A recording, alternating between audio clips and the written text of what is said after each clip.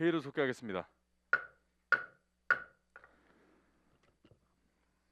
보건소장 나오셔서 세입 세출 예산안 설명은 제외하겠습니다. 코로나19 긴급 상황 때문에 현장에 빠른 복귀를 의회에서 결정해 주셨기 때문에요. 세입 세출 예산안은 제외를 하시고 우리 담당만 소개하시고 바로 질의 들어가도록 하겠습니다.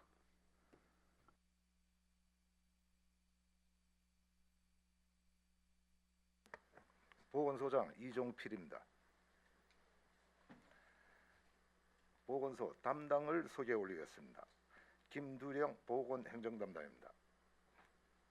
변영관 의학관리담당입니다. 이상순 건강증진담당입니다. 이성숙 보건희망케어 담당입니다. 장정희 치매관리담당입니다. 유순석 방역관리담당은 코로나 대응으로 참석하지 못하였습니다.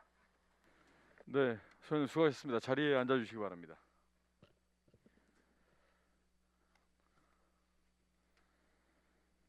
지금 코로나19 상황이 지금 계속 심각한 상태로 접어들고 있는데요. 우리 이종필 소장님을 비롯한 오늘 배석하신 우리 계장님들, 관계 공무원 여러분들 수고 많으시다는 말씀드리겠습니다.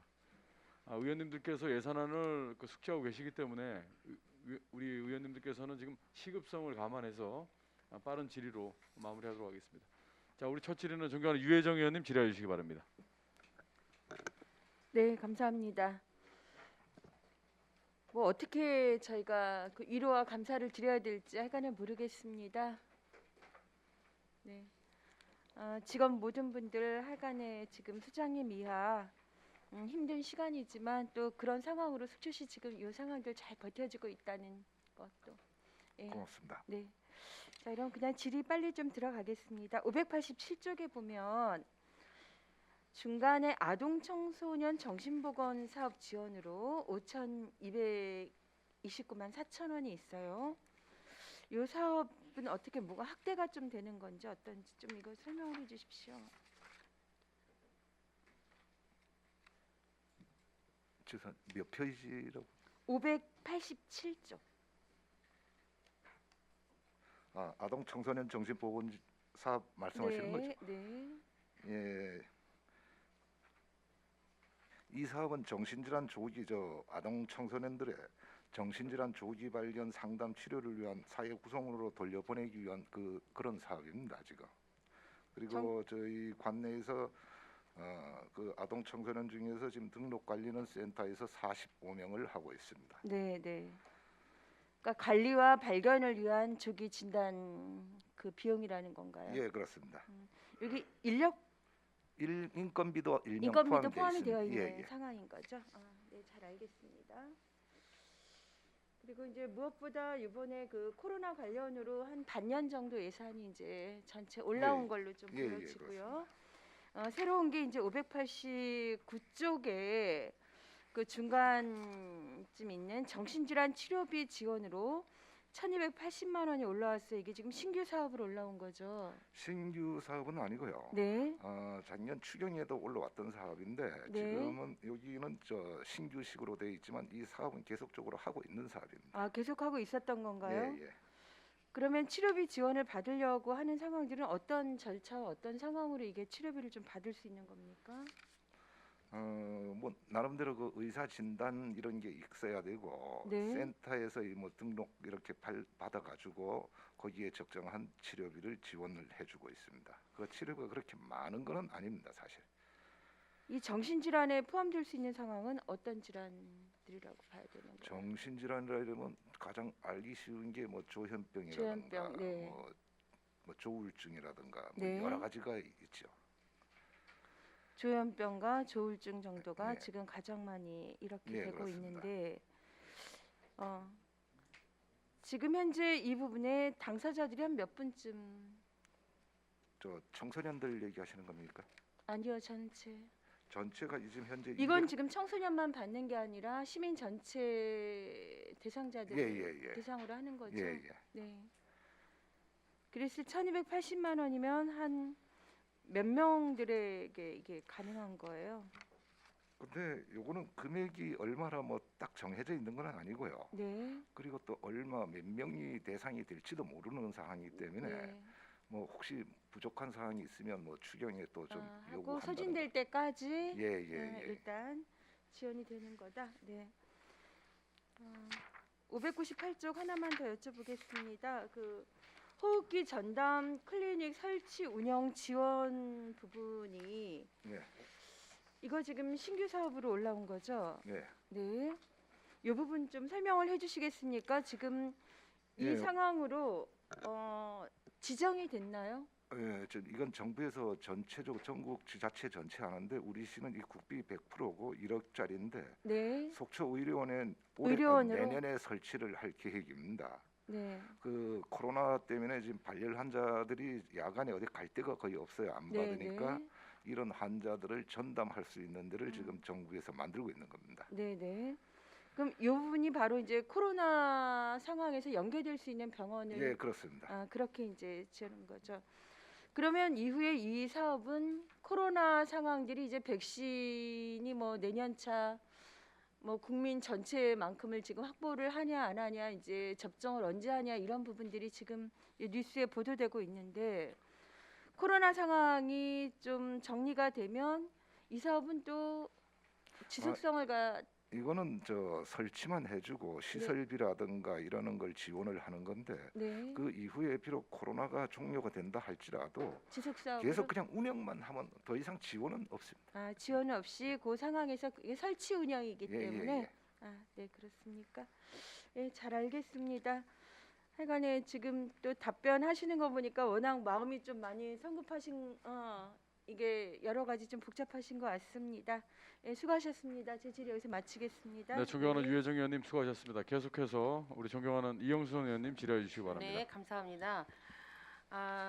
올해 2020년도로는 코로나로 시작해서 코로나로 끝났다. 2020년도 정신없이 갔다.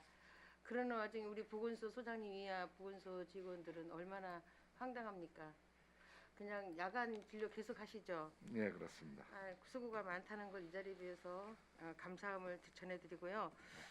이제 바이러스 병으로 이제 유행하는 게 굉장히 초토화돼서 무섭죠. 여기 보니까 생물 테러 뭐에 대해서 좀 나왔네요. 네. 조그마한 저기지만 생물 테러 초동 대응 요령 교육과 훈련 지원으로 이제 220만 원이 나왔는데 이제 공기 이제 물 음식 이런 걸 통해서 이제 이렇게 전염이 되는 전염병이잖아요. 네.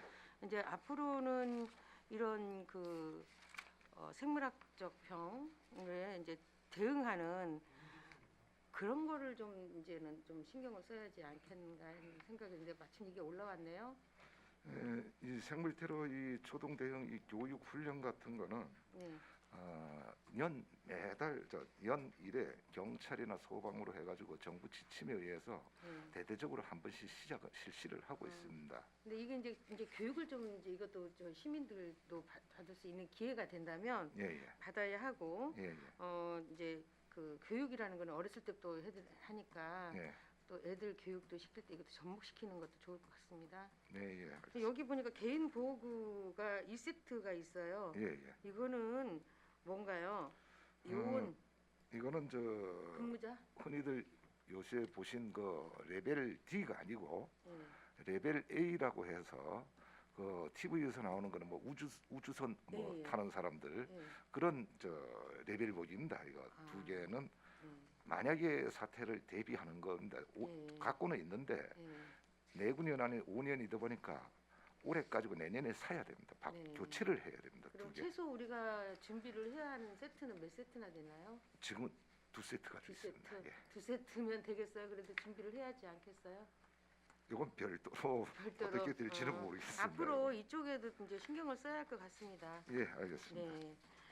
그리고 이제 바쁘시니까 전 두 가지만 물어보겠습니다. 하나는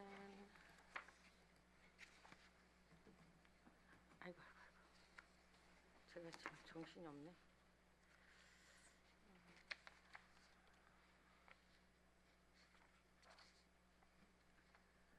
지금 속초 의료원에 이제 네. 산모 출생아 산부인과 예, 저희가 이제 올해 이제 의료원에 이제 개최를 했잖아요. 네, 지금 영구권 영동 쪽 영구권이죠. 속초 설악권입니다. 인제 설악권 예. 인제 양양 구성 같이 하는데 물론 이제 정말 기묘하죠. 필요하죠. 예, 예. 네. 어떻습니까? 사실 이거는 당초 계획은 7월 달에 오픈시키려고 했었는데 네. 장비 구입이 뭐 바이어들 왔다 갔다 할 수도 없고 그러니까 코로나 때문에 의료진 확보도 그쪽에 다 빠지다 보니까 그래서 10월 초에 한 거는 맞습니다만 현재까지 지금 출산한 거는 9명이고 네. 그래서 어떤 뭐 이렇게 데이터 같은 게 나올 수 있는 여건은 아직까지는 아닙니다. 어쨌든 간에 그래도 최소한의 예. 그래도 속초에 유치하고 있다는 그것만이라도 예, 예, 정말 다행스러운 거고요. 희귀병이 예, 이름도 모르는 희귀병들이 자꾸 생겨나요. 예, 예. 그러면 가족에 이제 희귀병이 하나 살다가 생기는 거죠. 이게 처음부터 희귀병 있는 게 아니고 살다가 어느 기회에 이게 부딪히면 온 가정이 파산이 되고 가장은 직장을 잃게 되고 또 거기 이제 돌봐야 하니까 돌봄도 그러니까 온 집안이 다 망가진다는 거죠. 예. 그러면 그 희귀병에 이제 의료비 지원도 있는데 예. 저희 속초에는 정말 희귀병에 있는 사람이 얼마나 됩니까?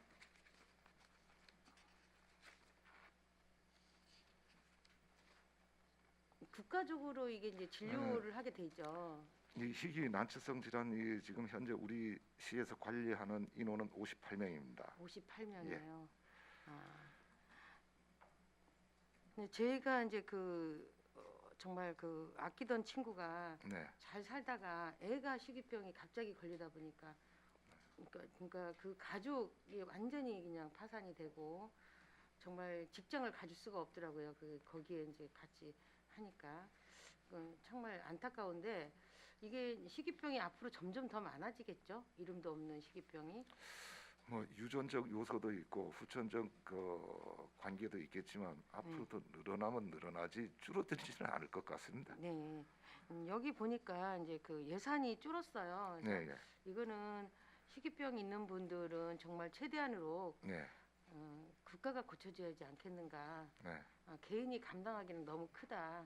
그래서 국가가 그런 분들은 정말 좀 전담해서 정말 담당해서 해야지 않겠는가 생각이 들어서 얘기 드리는 거예요. 그 희귀병 중에 제일 많은 부분을 차지하는 게 어린이들 백혈병입니다. 그 백혈병은 한 건에 3천만 원까지 지원이 됩니다. 지금. 인당. 예, 그다음에 제일 많은 게 신장 투석 같은 거 그런 게 지금 많이 들어가 제일 건수는 많습니다. 그렇죠. 예. 근데 또 그것도 말고 그냥 정말 이름도 알 수 없는 희귀병이 있어요. 근데 그것도 병명이 나타나지 않으니까 도움을 못 받는다고 그러더라고요. 희귀병이 960종 정도 되는 걸로 알고 있습니다. 우리 속초는 가나리는 아직 그런 건 없죠. 저희들한테 그것까지는 넘어오지는 않습니다. 그래요. 네. 네, 잘 알겠습니다. 어떻든 간에 우리 코로나 때문에 예. 요즘 보건소 사항이 어떤지 좀 시민들이 다 보고 있으니 소장님께서 한 말씀 해주십시오. 사실 뭐 다 아시다시피 우리 시가 지금 현재 39번까지 확진자가 발생을 했습니다. 12명은 어떤 접촉력에 의해서 지금 발생이 됐고 27명은 아시다시피 요양병원에서 다 발생이 됐습니다. 계속. 그래서 뭐 도나 이런 데서 뭐 국자이나 과장들 내려와서도 속초시가 보건소 인력이라든가 그다음에 팔방에서 나오지 않습니까? 관광객이. 그렇죠. 이러한 위험 요건에도 진짜 선제적 대응 잘했다. 근데 숫자상으로는 한 방에 무너졌다. 그런 면이 있습니다. 지금 현재.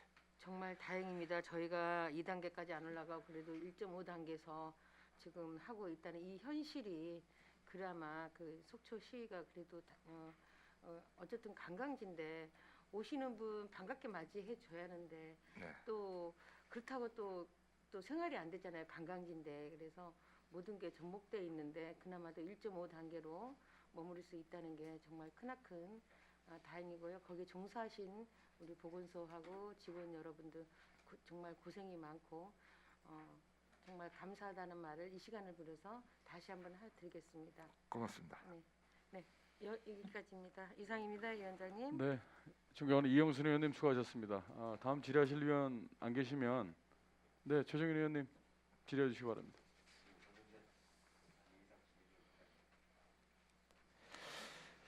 예, 덕분에 감사합니다. 소장님, 저희 속초시 코로나 누적 검사자 수가 몇 명이죠? 지금 현재까지?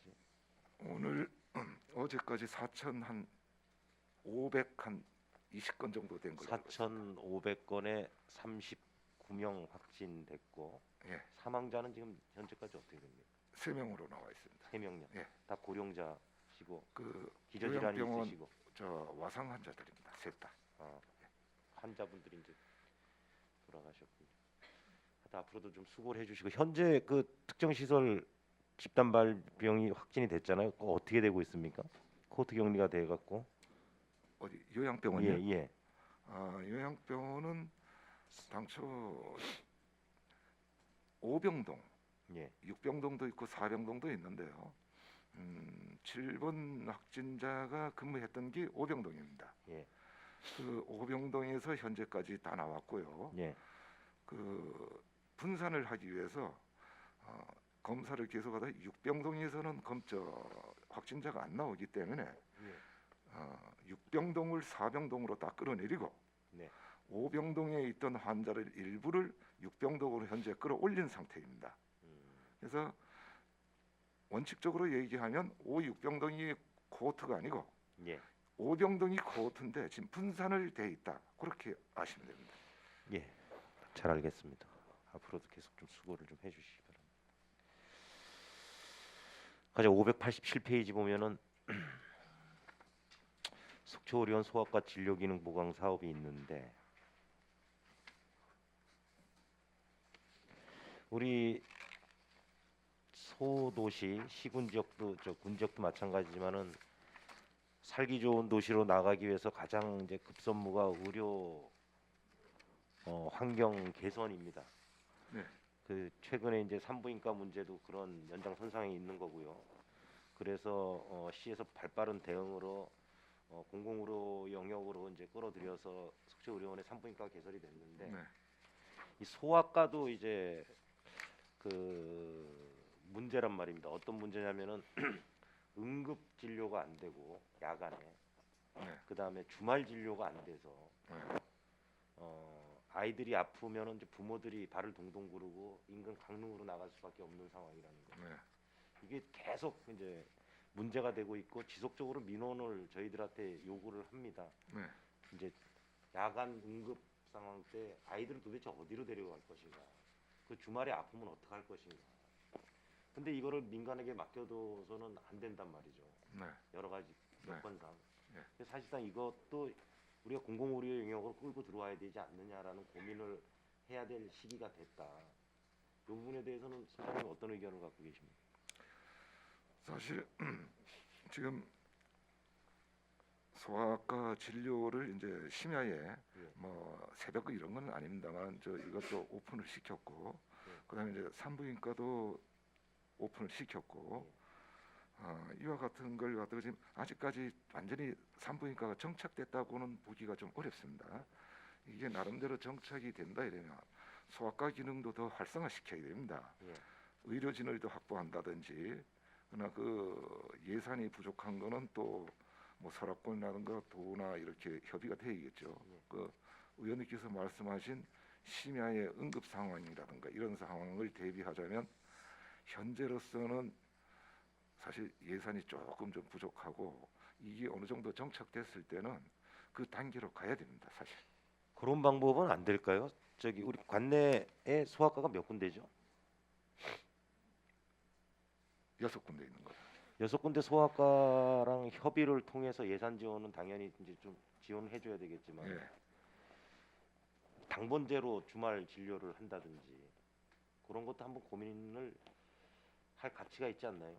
잘 협의만 된다 그러면 물론 그분들의 의사에 달려 있겠지만 그러니까 돌아가면서 이제 그렇죠. 하는 거요. 돌아가면서 이번 주는 A 병원, 다음 주는 B 병원 이런 식으로 주말 진료를 하고 거기에 대한 이제 예산 지원은 조금 해드려야 되겠죠. 예, 예. 이제 그런 부분도 한번 방법 중에 하나가 아닌가라는 제안을 좀 드려보겠습니다. 예, 예. 예. 검토하겠습니다. 588페이지 보시면은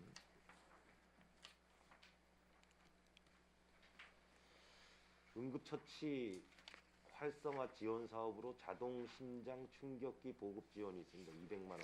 예. 이게 한 대에 얼마죠? 한 대가 250만 원 정도 하는 걸로 돼 있어요. 250만 원. 예, 예. 근데 왜 200만 원은 뭡니까? 아, 요거는 이제 본체하고 배터리, 뭐 패치 이런 거 다 포함되고 예, 예. 이런 상황입니다. 지금. 제가 누누이 이제 이 자동 심장 충격기 관련돼서 이제 얘기가 나오면은 소장님한테도 말씀을 좀 당부의 말씀을 드리는 게 이게 자동 심장 충격기가 사용법이 그렇게 쉽지가 않다 일반인들한테는. 당장 여기 계신 분들 중에 자동 심장 충격기 사용할 줄 아는 사람 몇 분이나 되겠어요. 근데 더 큰 문제는 이 보통 심정지 상태 때 쓰는 거 아니겠습니까? 네. 이게? 그럼 골든 타임이 보통 3분에서 4분이란 말이죠. 네. 3, 4분 내에 심장 충격기를 쓸 수 있는 사람이 과연 몇이나 될까? 내 주변에. 자, 이런 것들에 대한 어떤 활용 방법에 대한 교육이 좀 시급하다. 네. 그다음에 그런 어떤 그 가이드 안내문 같은 것도 좀 책자로 보고할 필요가 있다. 그래서 우리 시민들이 상시에 언제 어디서나 사용할 수 있게끔 하는 좀 이렇게 좀 교육 프로그램 예산을 좀 다음 우리 예산 편성 때는 좀 고민을 해 주시었으면 하는 당부의 말씀을 드리고요. 네. 제가 이 자동 심장 충격기 관련돼서 이 법조문을 좀 찾아봤더니 응급 의료에 관한 법률 47조에 보면은 이게 의무 설치 장소가 있더라고요. 네, 선생님 그렇습니다. 알고 계시죠? 예, 예. 그래서 뭐 철도, 네. 역사, 예. 그다음에 대형 선박, 예. 그다음에 다중 이용 시설들 그러니까 네, 터미널이라든지 그렇습니다. 대형 마트라든지 이런 데가 있고 네. 그리고 또 한 군데가 공동주택에 설치하게 돼 있어요. 500세대 이상 예. 의무적으로. 예, 예. 그리고 그 시설 관리자는 보건소에 신고하도록 돼 있고 예, 그렇습니다. 보건소에서는 매달 한 달에 한 번씩 점검을 하게 돼 있고 이 자동 심장 충격기가 제대로 작동하는지 안 하는지. 근데 저희가 한번 보자고요. 우리 공동주택 500세대 이상 설치가 돼 있나요? 관내 14군데가 되어 있습니다. 다 돼 있습니까? 예. 14군데밖에 안 됩니까? 500세대 이상. 500세대 이상이 저희들이 파악된 바에는 이게 만일 안 돼 있으면 만일 돼 있더라도 아파트 출구 입구 쪽에 심장 충격기 설치 장소에 대한 안내가 돼 있어야 된다고 돼 있는데 그런 안내는 전혀 안 돼 있어요. 그러니까 저희가 한번 점검을 해보자고요. 오늘 예산심이니까. 그러니까 자동 심장 충격기 의무 설치 장소에 대한 점검을 한번 하셔야 되고 네. 법문에 나와 있는. 예, 예. 그리고 설치가 돼 있다 그래도 지금 작동이 되는지 안 되는지 점검을 상시 하셔야 되고 한 달에 한 번. 네. 그리고 세 번째로 특히 공동주택 같은 경우는 지금 설치 의무화가 돼 있는데 과연 설치가 돼 있는지 안 돼 있는지 안 돼 있으면 설치하도록 해야 되고 네. 돼 있더라도 가동 여부를 확인해야 되고 요거에 대한 좀 점검을 좀 당부 좀 드리겠습니다. 지금 계속 이 법령이 규정한 대로 예. 조치는 계속 하고는 있습니다. 예. 사실. 다시 한번 좀 확인 좀 부탁드리고요. 예. 그리고 다시 한번 말씀드리지만은 사용 방법에 대한 교육 예. 캠페인 예. 이것도 좀 같이 당부를 좀 드리겠습니다. 예, 알겠습니다. 우리 동료 의원께서 정신질환 관련된 이제 질의를 하셨는데 거기에 좀 덧붙여서 우리가 지금 정신질환자 관내 1,200 몇 명이요? 296명인가 지금. 296명을 지금 정신건강증진센터에서 관리를 하고 있어요. 예, 그렇습니다. 이게 이제 정신질환이라는 게 연령대, 네. 그 다음에 그 환자들에 따라서 증세에 따라서 네. 치료가 일률적으로 되는 게 아니고 맞춤형 치료가 돼야 된다라고 저 이제 알고 있는데, 네. 그러니까 나이에 따라 틀리고 질환 정도에 따라 다 치료법이 틀리다는 거예요. 그래서 많은 인원이 필요를 하고, 그리고 정신질환 치료의 가장 큰 목적은 이분들이 일상생활을 하면서 치료를 받아야 된다는 거죠. 그러니까 일상생활과 치료 관리가 병행이 돼야 된다는 거죠. 네. 그게 핵심인데 우리 지금 보면은 정신질환 증진센터에 대한 예산적인 배려도 그렇고 네. 그분들이 지금 한 분이 아마 담당을 하고 계실 텐데 네.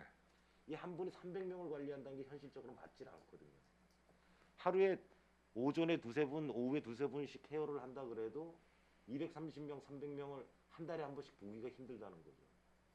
거기에 대한 좀 배려를 해주셔야 된다는 거죠. 그것은. 지금 정신질환자들이 사회가 다변화되면서 점점 좀 늘어나는 추세인데 이거에 따르는 우리 정책은 따라가지 못하고 있다. 그러니까 예산에 대한 배려, 인원에 대한 배려를 통해서 이 정신질환자들에 대한 어떤 그 관리라든지 치료 이런 것들에 대한 관심을 가져야 될 시기가 이제는 왔다. 그래서 이런 부분들에 대해서도 소장님 다음 예산 편성 때 좀 반영을 좀 해주기를 당부의 말씀을 좀 드리겠습니다. 네, 알겠습니다. 이상입니다. 네, 존경하는 최정현 의원님 수고하셨습니다. 소장님 그 누구보다 그 코로나19와 관련된 현장에서 가장 고생이 많으시고 우리 계장님들께서 누구보다 잘 알고 계시기 때문에 당부의 말씀 한 말씀 드리겠습니다. 우리 지역에서 확진자가 이제 뭐 강원도에서 재난 안전 문자 외에 최초 이제 확진자가 보도되기 전에 이런 그 확진자와 관련된 그 내용들이 외부에서 먼저 그 문서들이 도는 경우가 가끔 있었습니다.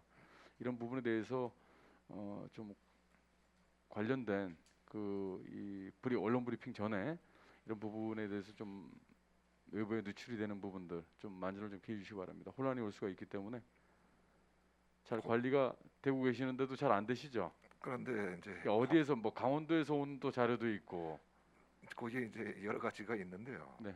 가령 이제 뭐 서울 어느 구에서 어떤 저 가족이 속초를 지나갔다 하면 네. 우리 속초만 지나가는 게 아니거든요. 네네. 인제서부터 양양 고성을 다 지나가는 수가 있어요. 네. 그런데 저쪽에서 저희들한테 문서로 보낼 때도 있지만 유선으로 올 때도 있어요. 네. 그럼 그쪽에서 바쁘다 보면 속초 고성 양양에 다 전화를 해야 되는데 네, 속초를 네. 빼먹고 넘어가는 수가 있어요. 그러니까 네. 우리는 모르고 있는 거예요. 음. 그래서 이제 그런 경우에 이제 우리보다 먼저 나갈 때도 없지 않아 있고 우리가 먼저 보도 자료나 안내 문자를 보내기 전에 나가는 경우도 있고 확진자 같은 경우는 저희들이 이제 뭐 보도 자료를 낸다든가 이럴 때는 나름대로 정리를 해야 되지 않습니까? 네, 그냥 네. 구두상으로 할 수는 네, 없으니까 정리를 하다 보면 이게 도라든가 보건환경연구원 네. 이런 데서 속초에서 뭔 환자가 났다 이렇게 먼저 나가는 경우는 없지 않아 있습니다. 그래서 제가 이제 당부의 말씀드리는 거 보건소뿐 아니고요. 지금 예결위가 진행되면서 각 부서의 이제 부장님들께서도 이 화면을 보고 계실 거라고 생각을 합니다. 네, 그래서 이런 그 상황이 네. 외부의 서류까지 카카오톡 이 메시지로 먼저 이 전파가 되는 경우가 좀 있어서 혼란스러운 경우가 있기 때문에 우리 소장님을 비롯해서 우리 관계 부서에서도 나름 좀 만전을 좀 기해 주시기 바랍니다. 외부에 나가기 전이라도 좀 정리된 상황이 예. 그 브리핑으로 나갈 수 있도록 사실 부탁을 우리가 드리겠습니다. 역학조사를 나가게 되면 네, 한 팀이 나가는 게 아니고 네, 네, 뭐 동선에 따라 장소에 따라 팀이 나누어져 나가다 보니까 네. 사실 시급을 요하는 사안이거든요. 그럼 네, 네. 막 출력을 막 하죠. 그렇죠. 출력을 해서 뭐 한 분씩 가져가다가 제가 계속 이제 직원들한테 주의 주는 거는 이 서두르다 보면 실수가 나올 수도 네. 없잖아요, 있지 않습니까? 그리고 외부인들이 많이 들어오지 못하게 하고 네, 네. 그 뭐 요즘 핸드폰 가지고 언제든지 다 찍을 수 있고 네. 또 잘못하면 분실할 수도 있고 네, 그래서 네. 그거는 제가 항상 주의를 지금 주고 있습니다. 네, 잘 알겠습니다. 더 이상 질의하실 위원님이 안 계시므로 보건소 소관 예산에 대한 질의 답변을 마치고 원만한 회의 진행을 위해 잠시 정회하고 2시 10분 회의를 속개하겠습니다. 수고하셨습니다.